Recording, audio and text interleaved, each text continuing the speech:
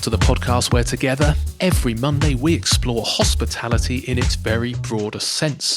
From culture and cooking, cocktails and coffee, nutrition and farming, politics and animal welfare, organic and sustainability, family and business, entrepreneurship, and much, much more. Come and learn with me, Mark Cribb, about where our food and our drink comes from, and the businesses and, more importantly, the human beings that thrive on where we decide to spend our time and our money.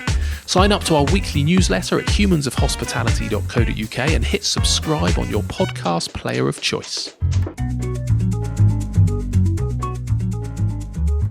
Welcome to this week's cheeky little bonus episode of the Humans of Hospitality podcast.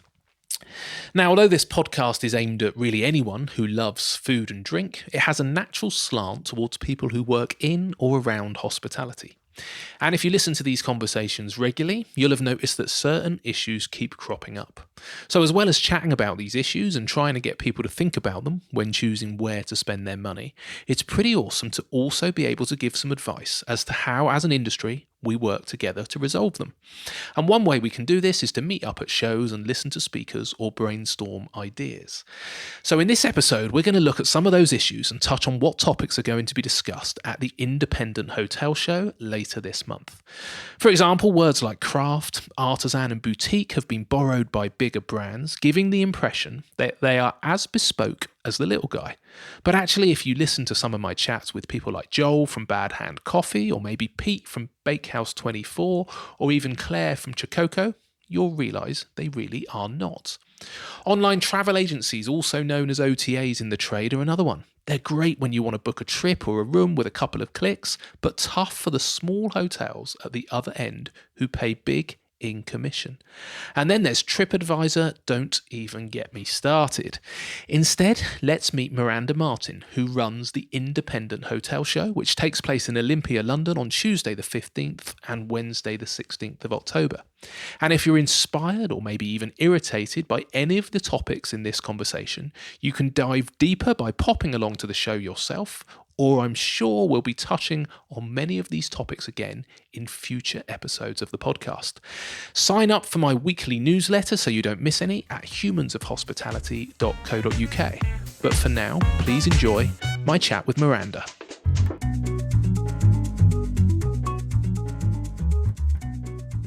Miranda Martin, thank you so much for sparing the time to join me on the podcast. As is customary, can you just explain where on planet Earth are we, please? I'm in a little cupboard somewhere.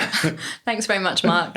Hello, everybody. My name's Miranda. I run the Independent Hotel Show, and Mark has kindly invited me to join his programme today to talk about the spirit of independence in the hotel industry. We are in London. We're in Manchester Square, just behind Selfridges. Yeah, cool. And you've kicked some poor man out of his office. Yes, we're undergoing renovations in our office, so we are in a makeshift cupboard/office space to get some peace and quiet. Yeah, I've done these podcasts in packing rooms, in what feels like cupboards, in fields. I was telling you before, surrounded by cows and all over the place. But thank you for finding us somewhere quiet. So we're going to chat all about the show that you've got coming up in not too long, in a couple of weeks. But before we do that, there's so much going on in the country, in the kind of the political landscape, the business landscape. It's quite a turbulent time. I'm not going to mention the B word too early in this conversation, but that's all going on as a backdrop. What's your feeling for what's going on in the independent hospitality sector? Does it feel like it's growing? Is it tough times? What's the general vibe out there from your experience? I think it's a mixed bag. I mean, in the last 10 years, we've been running the show it'll be our 8th year this October. And in the last 10 years, the hotel industry has just boomed in the UK. We see it differs each year, but we've seen, significant growth most years since we launched the show in 2012. And I think specifically in London, the size of the industry has grown 41% in the last 10 years. So that's a big, increase. This is the independent sector or just hotels in general? This is hotels in general, right. Yeah. Okay. A lot of that has come from kind of, budget and chains, but equally I think where we've seen a lot of development is in, unique properties, because you might have noticed that a lot of the bigger chains have kind of launched boutique brands in recent years. So there's clearly a demand amongst consumers for an amazing experience. And I think as consumers of hospitality, specifically hotels, the world has slightly moved away from wanting that kind of cookie cutter chain experience. So we've seen, the growth of these more independent collections that are actually chains, but they're clearly taking their inspiration from the trailblazers and the pioneers who are those in the independent sector. Okay. Do you think that, so this has come up a few times actually, where I've interviewed craft gin makers or craft beer makers or all these kind of little niches that seem to be having a resurgence. And it's been interesting actually getting people's opinion on whether the big chains, the big guys coming in and almost using the same word, because nobody's copyrighted the word boutique or copyright the word craft. Do you think it's creating an opportunity or a challenge? Yeah, interesting question. When we launched the show in 2012, we went through that whole process of what actually qualifies a boutique hotel. And you're absolutely right, there is no qualifying criteria. We really focus on capturing an essence, and we really focus on championing that spirit of independence, and words that come up within that are things like authenticity, unique experiences, personality, human connections, things like that. And I think with the bigger groups and chains, they can create an attempt at, recreating those things in places that might look like they have unique kind of elements to them, particularly around design and that sort of thing. But personally, I feel like it cannot be recreated on that sort of scale. I think that, once you get over something like 10, maybe 10 properties or something like that, you lose control over that kind of charm and that character. Yeah. It was interesting. I was chatting to Joel from Bad Hand Coffee about this topic specifically, and I hadn't really realised. I kind of got annoyed by the big brands trying to kind of butt in and copy. And he said, actually, specifically in coffee, I suppose, and a few other industries have said this, is that quite often it's a lead in, it's a gateway in. So people will try the big branded coffee, become a little bit more interested in premium coffee compared to your kind of your instant, and actually it's a stepping stone. So I wouldn't be surprised maybe if in the hotel sector it's the same. If you're registered or you're on the mailing list of one of the big brands, you find they've got a slightly quirkier, smaller independent group. Maybe it's a stepping stone to then actually get doing some research and going, hey, actually I quite like a hotel with a little bit more personality than just a big branded one. I am the deluded optimist, Miranda, so I have to. I would like to agree with you. I'd be inclined to hope that was what happens in real life. Yeah. One of the other things that I noticed, so you've got a real broad selection, I suppose, of topics that you're looking at in the show, and something that's come up historically is the impact of the online booking platforms and the OTAs and stuff like that. Do you think that's changed in the last 10 years? And is it, have we gone through the worst bit? Is it now being seen as an opportunity? What sort of stuff's being discussed? It's a subject that comes up every single year in different formats at the show. When we launched the show in 2012, we were almost at the beginning of this kind of boom in online travel agents and booking systems and whatnot. I remember that was around the time when we launched that Mr. and Mrs. Smith became this really cool, the place to go to look to book your boutique hotel, and not even book, I don't think, but find your boutique hotel. And it was an amazing aggregator. Since then, the market has changed an awful lot. And I know that when the OTAs came onto the scene, it was difficult because it meant that independents found it suddenly very difficult to compete in what wasn't a level playing field anymore. There have been many different kind of presentations on the subject, and ultimately, back in the day, a hotelier, an independent hotel, may have spent, X thousand pounds on print advertising in a magazine or in a newspaper or something like that. Now they pay something similar, perhaps, I don't know the numbers, towards commissions for a booking platform. So although it is difficult for independent hoteliers, and it's an ongoing conversation, and there's been a lot of resistance to the OTAs in the industry, I think the OTAs are becoming smarter in their service towards the hoteliers in terms of the added value things that they're offering. So trying to create stories around some of the properties that they're promoting and that sort of thing. I think there are elements of them trying to do that. I'm not sure they all do it very well, but they're certainly trying to get better at serving their customers. But I think hoteliers do need to kind of face up to the reality of we are in a different age. People book online in a totally different way than they used to 10 years ago. And it's kind of part of the modern marketing mix. Yeah. I don't think the consumer often realises, I guess, how much is being charged. It's the same, to be fair, in the home delivery with Deliveroo and Uber Eats and all that kind of stuff. So, it's quite often 20% obviously goes to the VAT man straight away anyway, and then it's often 20% to the OTA. So 40% of what you're paying is going elsewhere. So, personally, with my own hotel, the motivation is always there to try and get people to book direct. A part of the things that you talk about in these presentations, is that one of the objectives of, I suppose the thing is, are we fundamentally just embracing them and saying, look, we've got to work with them, let's do it, or are we fundamentally saying you need to be really clever in trying to get people to bypass them and book direct?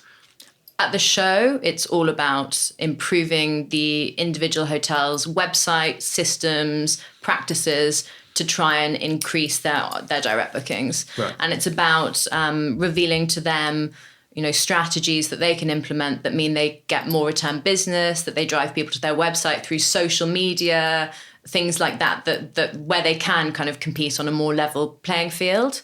I'm not saying that we just kind of suck it up and embrace them at all. I think that what we can do as a show is bring together experts and hoteliers who've had great success in driving direct bookings. And we always have sessions on that at the show with kind of real-time practical advice that hoteliers can take home and do immediately to try and improve that.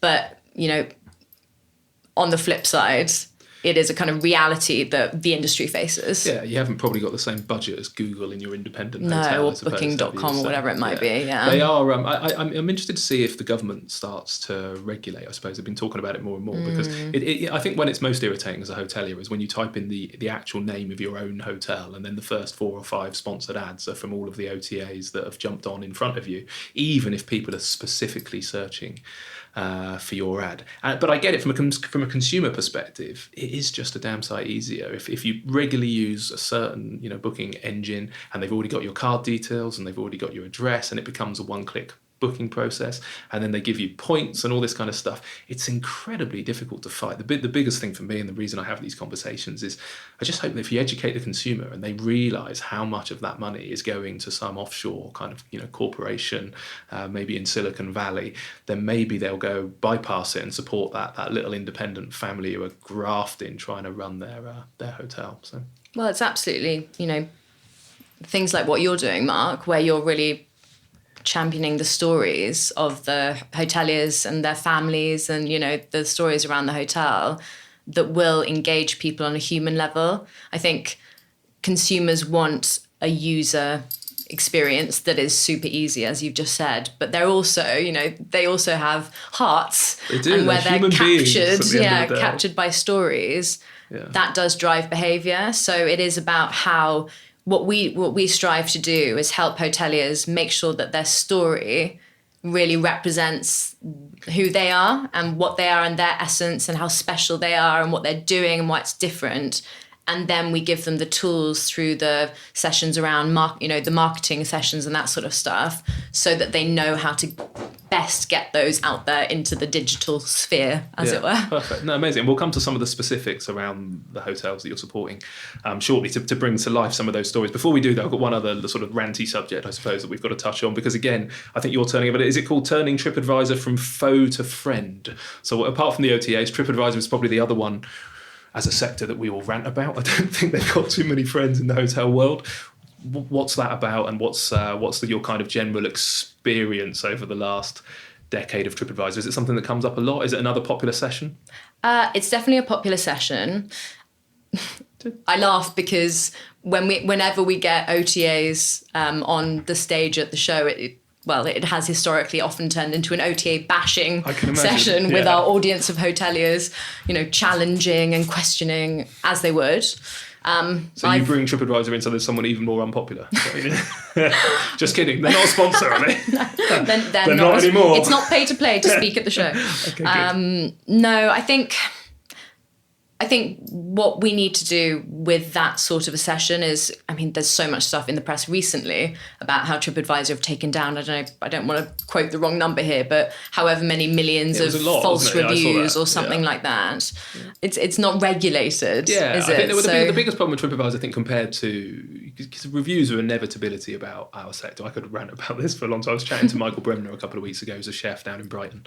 He won the Great British Menu, and he went off for about 10 minutes about just that, people's dinner is never that important that they need to be so rude and go off and rant on TripAdvisor and be quite so offensive. But it seems to be a part of our industry but at least with Google and Facebook and some of the other reviews, you have to use your own name. So it's your profile it's linked to. So as a restaurateur, you can go and engage in conversation. The issue with TripAdvisor a lot of the time is it's somebody anonymous, and therefore the only place you can speak with them is speaking to some random anonymous name on a platform. And then they have a reputation for being particularly rubbish at allowing you to kind of argue with some of the points that are made on there and take them down and stuff like that. So, but again, I imagine it's a particularly well-attended session at the show. Yeah, it is. And the idea is that we get someone in from TripAdvisor to talk to our hotelier guests about the best way to manage their reputations on TripAdvisor. That's the kind of, so practical purpose advice, of basically. it. Yeah, exactly. I'm definitely coming. I'm in. Yay. And then another theme that crops up across the sector, I guess, is around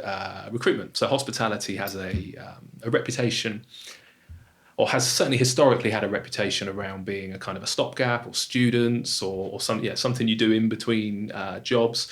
Again, over the last 10 years, would you say that it's gaining momentum and recognition as actually being a long-term career?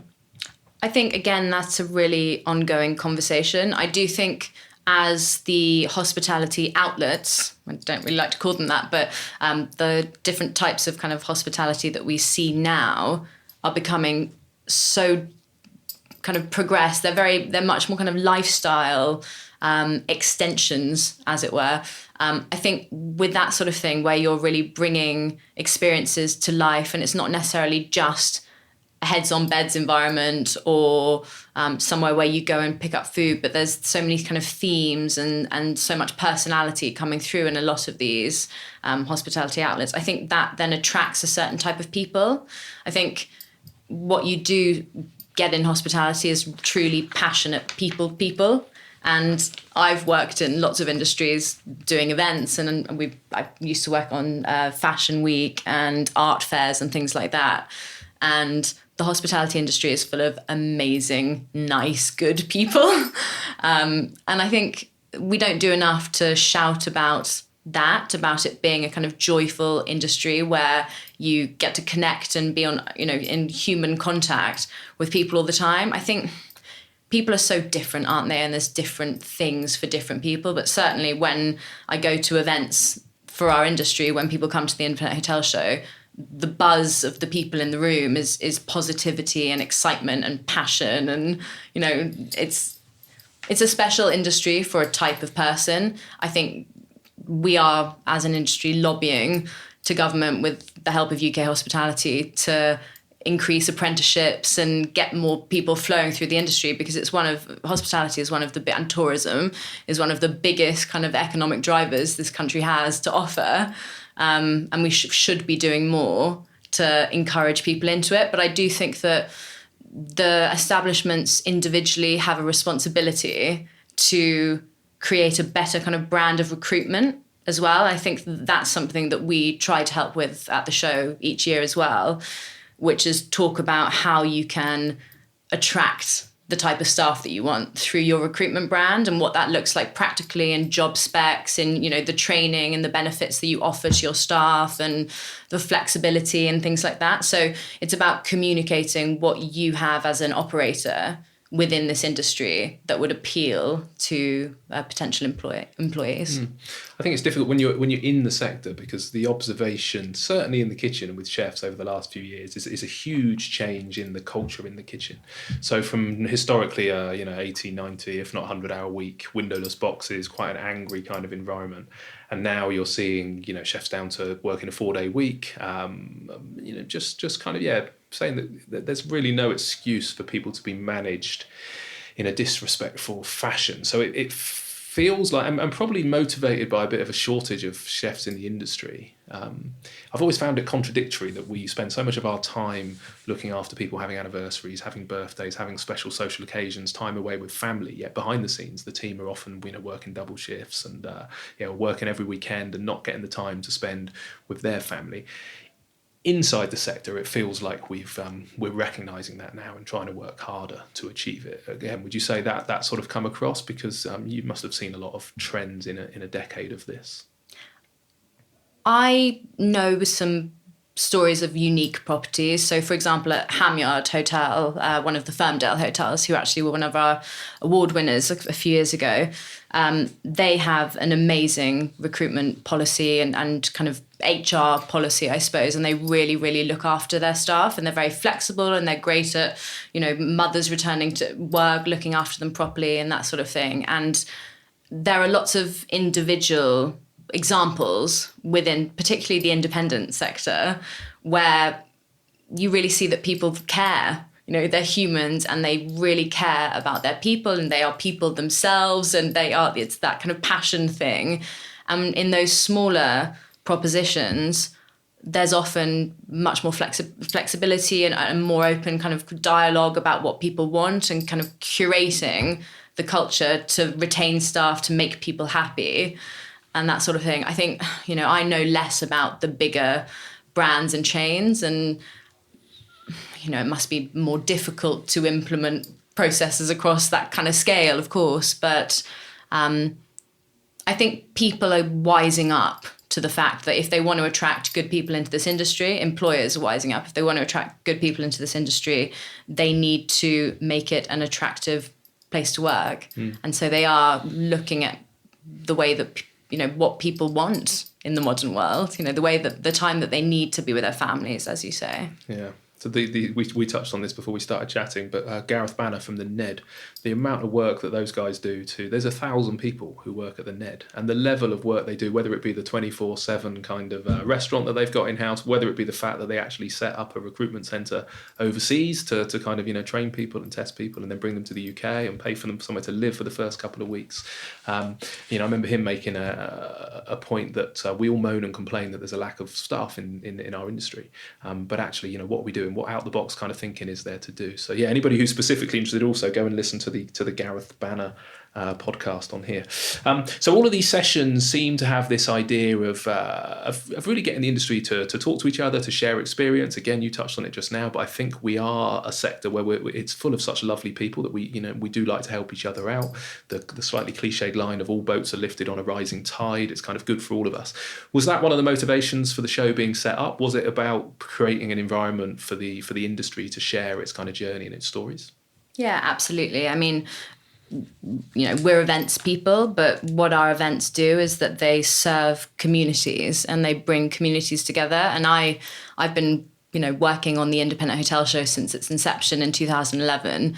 I've been within the industry or serving the industry, let's say, for 8 years. And within that time have really, got to know a lot of people in the community quite intimately and really immersed myself in the industry. And ultimately, there's a lot of independent hoteliers out there who are operating in isolation, particularly people in, regional parts of the UK, because the show is a UK audience. And the show really provides an opportunity for people to get together in one place, to have conversations they would never normally have, to meet like-minded people, share real experiences, ask questions, share challenges and get answers from people who might have gone through similar, processes. And it's a really collegiate industry. And, certainly the people who come to the show are the people who are obviously keen on finding out what's happening with the industry, learning from other operators, learning from other professionals within the industry. And they're the ones who want to stay up to date with the trends and want to, be part of it. I think those who are operating on their own, very difficult to stay up to date with stuff. And the internet is extremely helpful for all sorts of things, but it's also a minefield. I certainly wouldn't be able, I find it hard enough to kind of choose, a restaurant to go to or whatever it might be when I have 10 options on a page. I'd much prefer a personal recommendation or to hear a story about something. Like for me, that human connection, when you're all in the same industry, it just creates, amazing opportunities. Yeah. So touching on there, almost a point of trust, I suppose, in the fact you're absolutely right. It's if you're a huge multinational company, big budgets, you can probably be flown all the way around the world to look at hotel trends and what's happening globally. I think it's great that you create an environment for the smaller sector, because obviously the point of this podcast is about the humans, not the brands of hospitality, and it's what I love. So I think it's super exciting that you do it and you create that environment. Does that mean that you also curate the kind of the exhibitors and the partners and the people that you work with that reflect the values of that independent sector? Is there a certain, because you talk about being a trusted source, I suppose, so rather than just Googling it, if they're at the show, does that mean that they probably share some of your ethos and values? Or? Yeah, absolutely. We certainly curate the show's content. So it's made up of about 350 companies from across the hotel supply chain. And I would say probably 40-50% of those are made up of companies from the design community, and that's because what we're trying to offer our hoteliers is solutions to help them stand out from the competition, or make changes that will make a difference to their guests. It's ultimately about how they are perceived by their guests. So design is a very easy way for them to kind of quickly make changes and implement things and create a feeling as people kind of walk into a property that differentiates them. So certainly design is curated based on its value to our hoteliers. So little products and little touches that make all the difference. And we also have amenities. So we have a little company called Bramley who do organic soaps and things for the bathrooms, made in the UK. And we love championing those kind of smaller independent brands, because it's certainly in keeping with what a lot of our audience are looking for and the kind of feeling that they're trying to create in their hotel. And actually, small hotels might not think of themselves as a brand, but they sort of are in a way. And the partners and suppliers that they work with have to fit with their brand. And often it's those kind of smaller companies who do unique products and don't sell to the big chains, that fit better with their kind of feeling. If that makes sense. Yeah, it does. Yeah, no, well, I think it's all about the stories, really, isn't it? I think to stand out as either as an independent restaurant or as an independent hotel, you've got your own personal story that you're trying to tell. But it would be certainly ironic if you're then, using kind of huge brands. So in just thinking about behind the bar, but having that local gin, having those local beers, behind the restaurant, where your meat's from, where your eggs from. I guess if you're telling people the way to compete with the big players on a sort of national or international stage, you want to be backed up by the companies that can help them do that on a day-to-day basis. Yeah. We talked a little bit about the nitty-gritty stuff that kind of is challenging the industry at the moment, but I know you've got another section of the show which is all about looking towards the future. The conscious bedroom was something that jumped out as a session example. Do you know what on earth that is? We have been aware of sustainability opportunities within the hospitality sector for a long time, but to be perfectly honest, a lot of them are expensive, to implement, and the nature of hospitality hotels specifically is that they're not naturally very sustainable because of short stays and big turnover of, rooms needing to be changed and laundry. Yeah, exactly, all that sort of stuff. It's really come into the consumer world in a massive way, environmental consciousness, responsibility, and now that has happened, the industry needs to listen. All industries need to listen, and it's a global trend. that we're hearing everywhere. It is the kind of, I would say, the biggest trend of recent months. Yeah. In the news this week, the UN climate change. There's warnings left, right, and centre, isn't there? So yes, absolutely. So what we're doing is we understand the challenges of hotels going from being non-sustainable to totally sustainable overnight. It's near impossible. But what we've done is we've undergone some consumer research into the trends around consciousness and sustainability and that sort of thing. We've created a report based on the feedback from that, and the conscious bedroom will be installed at the show with our design partners, Harris & Harris, and with another partner, Curated. So the idea is that it's a bedroom at the show which uses kind of natural materials, sustainably sourced materials, and there are little touches throughout that, there are actually things that can be implemented immediately and easily into hotels without necessarily costing the earth. And it'll be almost like a kind of science museum exhibit where you can go in and you interact, and there's a narrative around the products used and the decisions made and the design and that sort of thing, so that you as a hotelier can understand how you could perhaps put that into your business.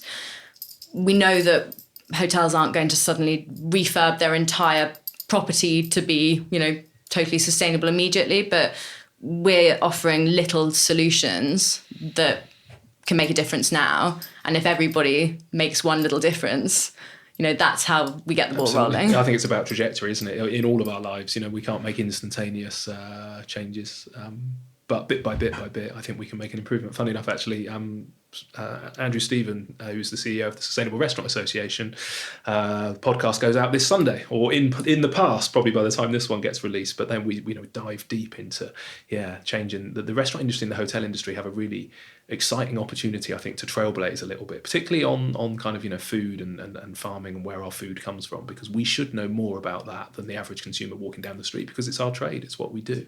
So we have an opportunity, I think, to educate as well as provide service, but it's challenging.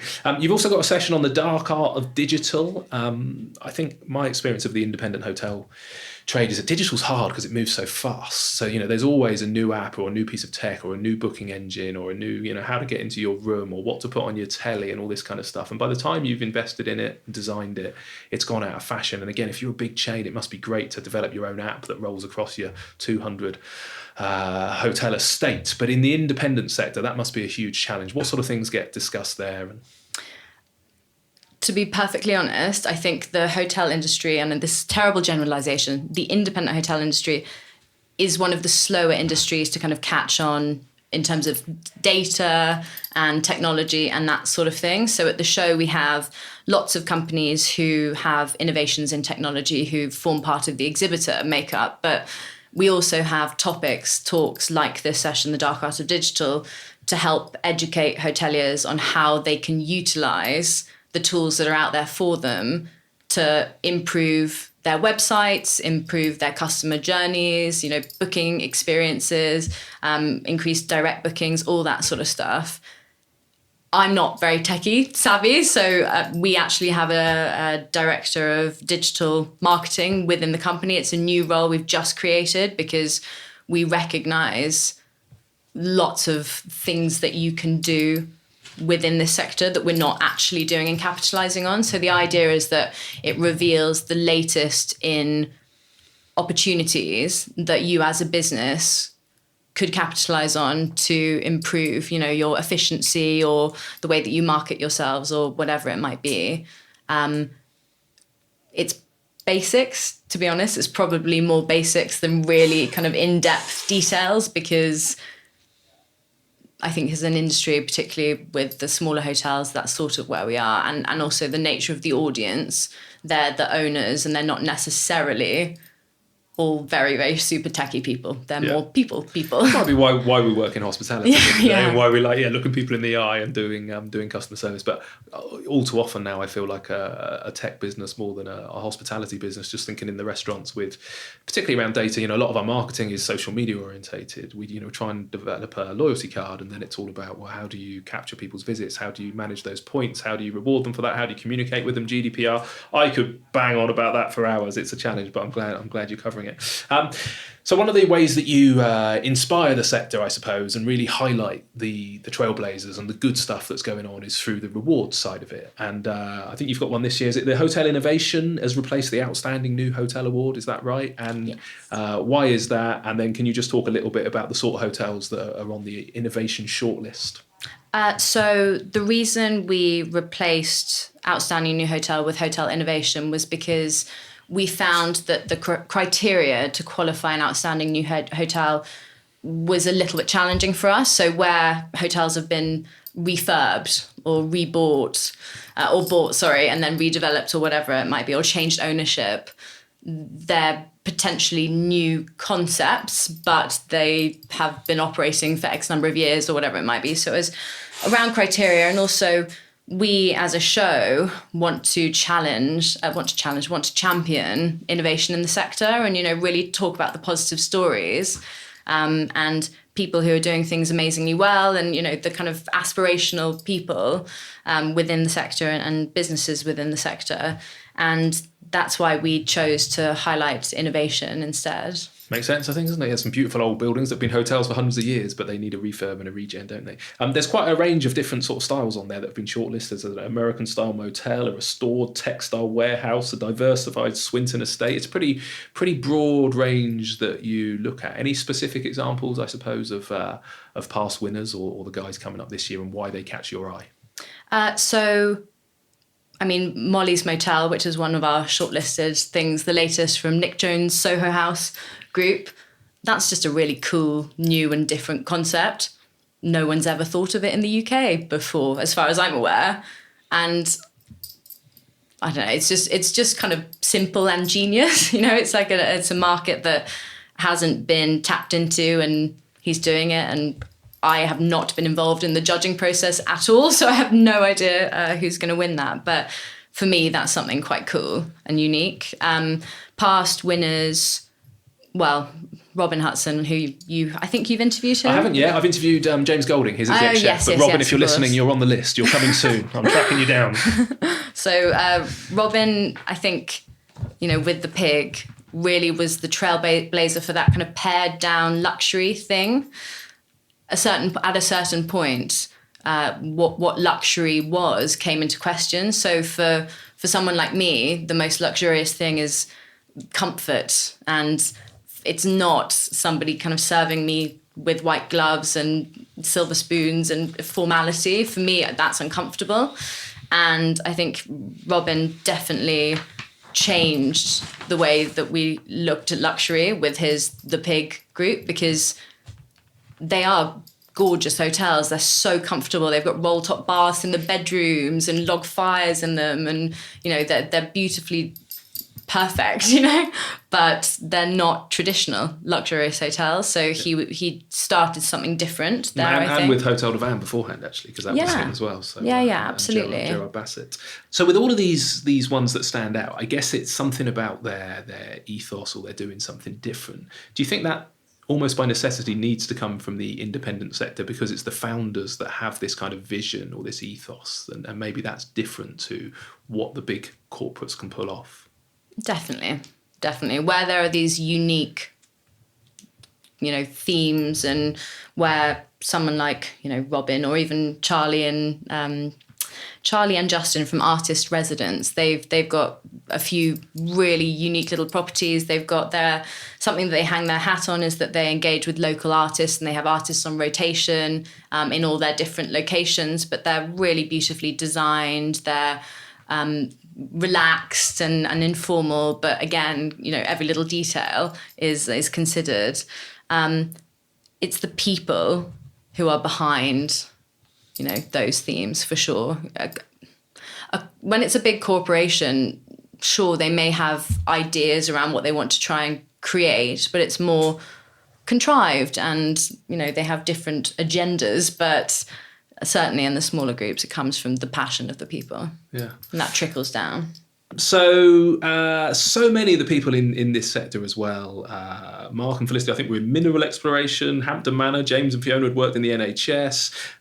Quite often it seems to be people almost in a sort of, I might say later in life, it almost seems like career 2 or career 3. Is that something that comes through, that often people have done something else and ended up in hospitality rather than going through the traditional kind of college and straight into it route? Would that be a fair observation? Or?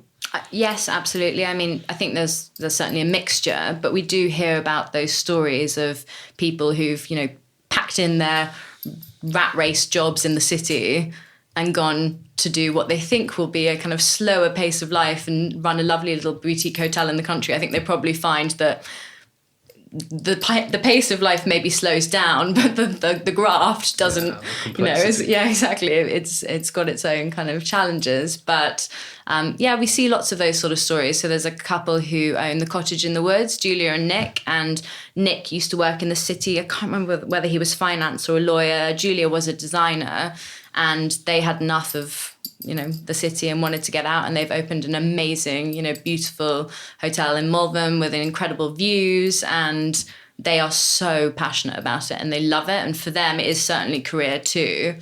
And it's all about passion. They went to stay in hotels. They love staying in hotels. I think it's because people go and stay in hotels, don't they? And they love those experiences and they think, gosh, I could do this.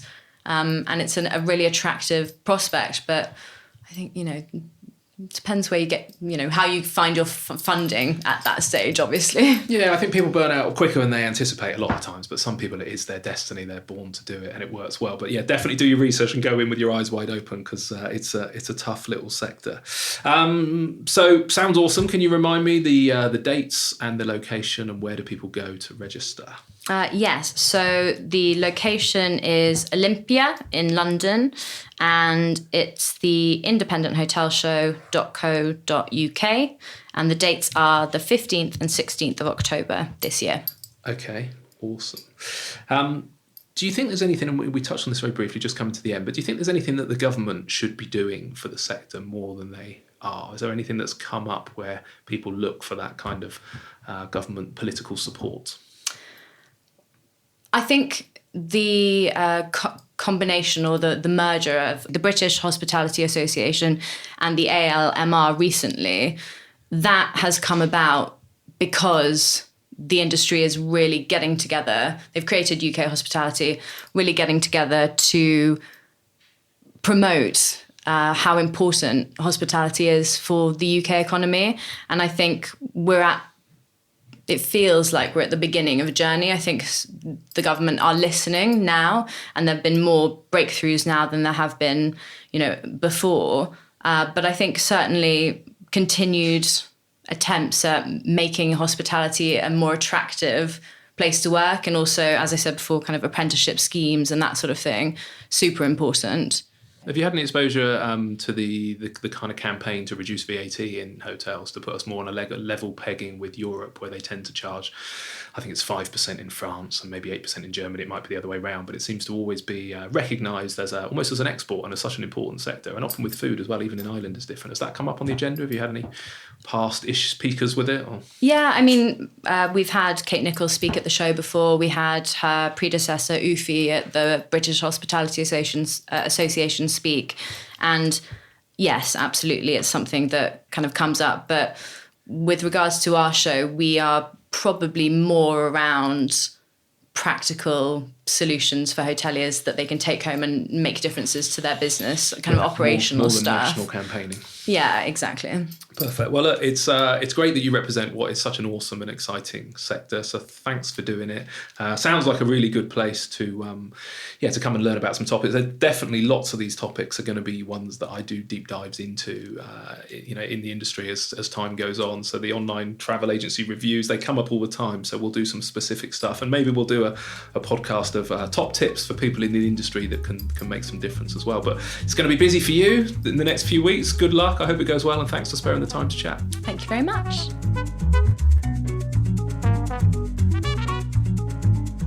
Thank you so much for listening to this week's podcast. And remember that on the website humansofhospitality.co.uk, every week we put on some show notes and some links through to the various websites or social media that are mentioned. And we also do a nice little breakdown of that week's conversations into specific topics, so you can jump through the podcast and just listen to some of the highlights if you wish. If you've not done so already, if you could leave us a review on iTunes or one of the other podcast players of your choice, that would be hugely appreciated. Thank you so much, and we'll be out with another episode next Monday.